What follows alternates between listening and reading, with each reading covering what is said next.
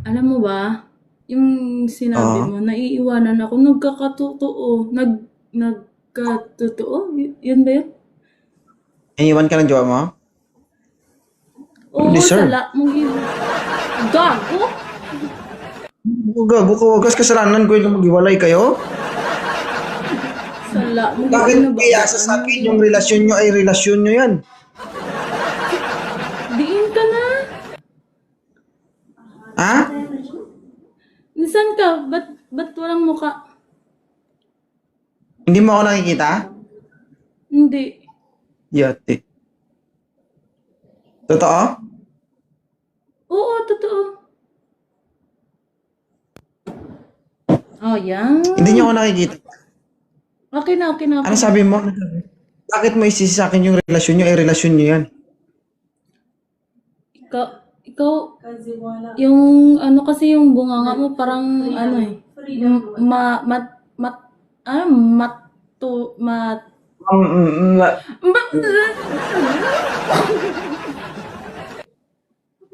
Are you okay?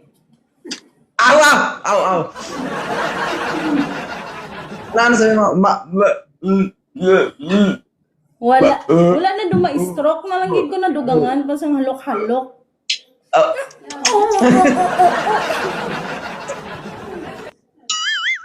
aray mo. Ako lang muna mag-isa ngayon kasi wala yung mga Hindi ngayon, ano, kasama ko. bakit sisihin mo ako? Wag mo nang ano, Bakit mo ako sinisisi change sa... change topic, change Hindi topic. nga, bakit mo ako sinisisi sa relasyon mo na naghiwalay kayo? Kasi yung bunganga mo ay matulis. Oh, ano? Matulis. Kaya alam mo, yung buhanga ko to. Matalas. Ano buhanga ko sa'yo? Ay, narinig niya siguro. Oh, alam mo, Ayun. kahit anong sabi ng tao na maghiwalay kayo, kung ayaw nyo, wala kaming magagawa doon. Di ba? Kayo mismo ang gagawa ng destiny nyo o buhay nyo. Di ba? Hindi ako, hindi ibang tao. Pag sinabi ba ng tao na maghiwalay na kayo, maghiwalay din kayo? Ano? Depende, siguro. Tanga lang? Basi. Hindi naman totally na natapos na. Hindi ko lang alam kung meron pa kasi wala na yung communication eh. Ay, ikaw yung nagsabi nung nakaraan na hindi mahal na mahal mo yung partner mo, no? Oo. Ngayon wala na. Oo. Proud ka pa nung nakaraan, ha? Proud na proud of course. Oo. Pero ngayon, wala na. Hindi ko nga alam eh. Oo. So, Is, nag-iisip ka na ngayon. Siyempre mag-overthink ka talaga.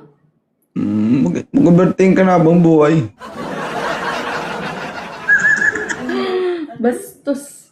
Ano, hindi, alam mo, expect the worst. Ha? May dadaan ka talaga sa mga pagkakataong hindi mo pa napagdaanan. Dapat handa ka dyan. Alam mo, nung nakausap kita nung nakaraan, ano eh, mukhang matibay ka eh. Eh, mahal na mahal ko yun, mahal na mahal ako noon, ganun ka, di ba? Eh ngayon, ano ka? Tao. Oo, oo, oo. Mm-mm. Ngayon, ilang buwan na kayo hindi nag-uusap? Hindi pa naman totally buwan pero parang malapit na doon. Oo. Alaya mo, hindi lang yung isang buwan yan. Iyak na siya, guys.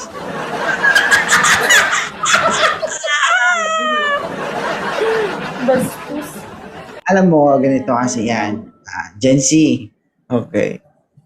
Kahit baliin natin yung sitwasyon, kung meron nang nangyayaring hindi maganda, wala tayong magawa doon. Once na umalis ka sa tabi ng pamilya mo, expect the worst. No? You are not a 100% sure na mabuti yung magiging kalagayan ng pamilya mo o mo. Di ba may anak ka? Hmm.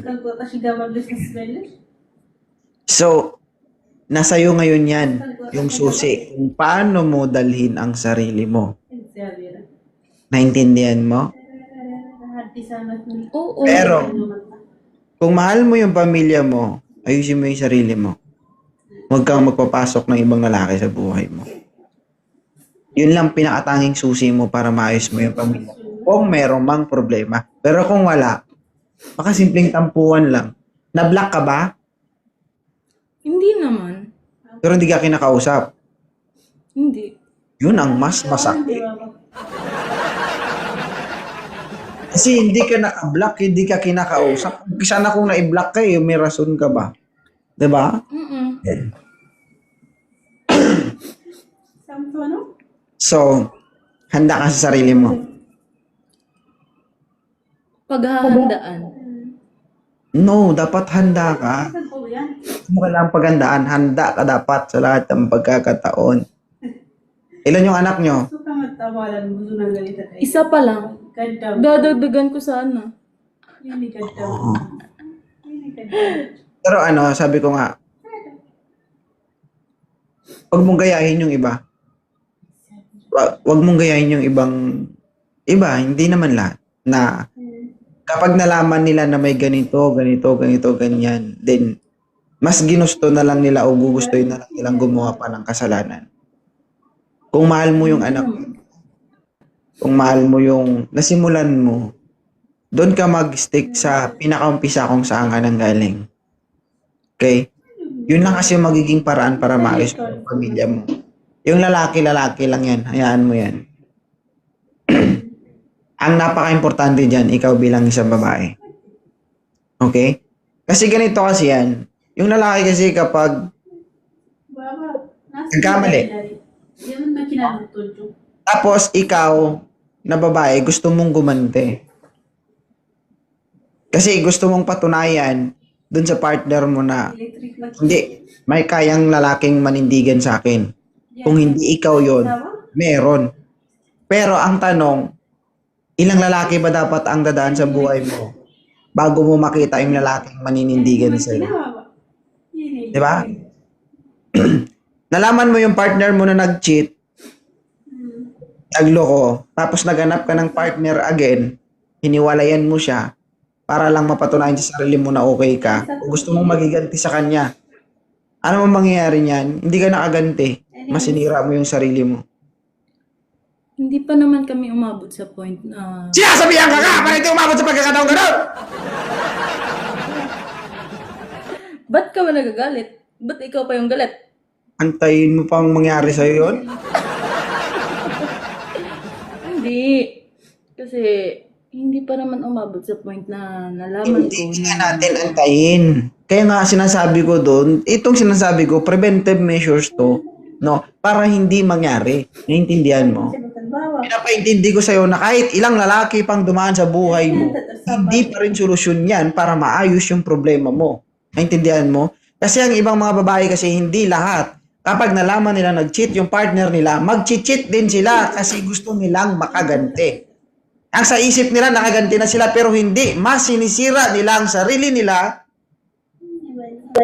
Hindi nila na kukuha yung gusto nila na makaganti dun sa partner nila. Pero yung totoo, sinisira nila yung sarili nila. Bakit? O ayan, napadugo na naman yung ulo-ulo ng bao-bao mo. Ibang lalaki na naman yung nakaharap mo. Pag hindi nagtagumpay, hanap ulit. Oh. So, ilang ulo-ulo ang dadaan sa ulo-ulo ng bao-bao mo. Bago mo makita yung lalaking gustong manindigan sa buhay mo. Yun ang tanong. Di ba? Kaya kung mahal mo yung pamilya mo, kailangan mong makiramdam, kailangan mong isip ng ilang beses. Ang importante, hindi ka malawayan. Kala ko ang importante, buhi.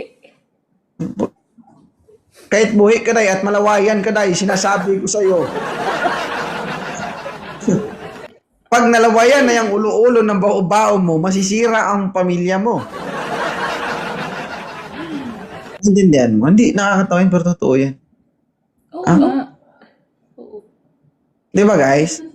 Kapag ang lalaki nalaman niya yun ng babae na ganito yung nangyari, ang hirap eh. Di ba? Ngayon, ang pinaka-essence kasi dyan, kahit anong mangyari, pinatunayan mo sa sarili mo na ako, yung babaeng kaya kang intindihin, kaya kang panindigan, kaya kang samahan. Kahit anong mangyari. Di ba? Malinis ka. Kumbaga. Bahala ka dyan. Kung magpalaway ka, buhay mo yan. Magpalaway ka sa Bakunawa kung gusto mo.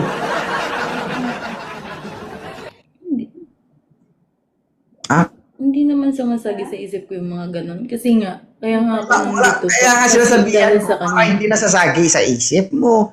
Sinasabihan ka nga dito. Oo nga ni. Ilang taon ka na sa abroad? Ilang taon ka na sa abroad? Oo nga ni. Ilang Wala taon pa ka ko. na?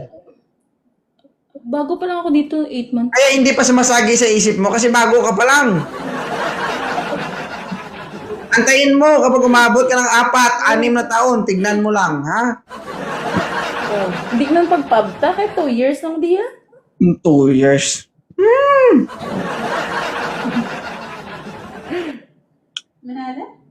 Sige. Te. Pero sinasabi ko sa'yo, mas maganda malapit ka sa pamilya mo. Tapusin ko lang to. Sa totoo lang, yung kaya mong kitain sa ibang bansa, kaya mong kitain sa Pilipinas. Magsipag ka lang. Yun lang. Oo naman. So, pag bumaba ka dito, tawagan mo yung partner. Lonokin mo yung pride mo. Ha? Araw-araw ko nga tinatawagan, kaso nga lang. Tawagan hindi mo na- ulit. Rarason ka pa. Tignan mo, send ko sa'yo yung mga messages ko, calls ko, lahat as in. Ano pinagawayan Hindi nyo? mo Ano sinisip- pinagawayan nyo? Wala naman. Nung wala. Totoo, wala. Baka di ka siguro nagahit, kaya nagalit. Ha? Hindi ko kasi pinatingin eh. Ay, kasalanan mo yan. Yun nga yung masakit kasi hindi mo alam kung ano yung mali kasi kahapon okay pa kayo. Tapos bigla-bigla na ng ganun. Tampuhan lang yan, Day. Baka pag-react ka naman, kala mo matagal ako hindi nag-uusap. Kaya ibalik ko na lang dana ng luha ko yung tampuhan ng Sige, sige. Usapin mo lang. Baba kasi ang pride. Minsan kasi sa babae, grabe din yung pride eh. Uy, pero di nakababa. Todo, abot na sa dapa-dapa ako bala. Hindi kuya magpatisi mo. Hindi ako maniwala sa'yo. Bakit? Hindi ko nakakausap yung partner mo. Maniniwala ako kung parehas ko kayong kaharap dito. Hindi porket ikaw ang nandito, paniniwalaan kita. Okay. Ah? Sa bagay. Totoo naman. Ano Dapat ka? Hindi ka, ano. Hello? Tao eh. Sige. Thank you. Ingat ka. Okay. Thank you. Sige. 2.0. Ah. Thank you.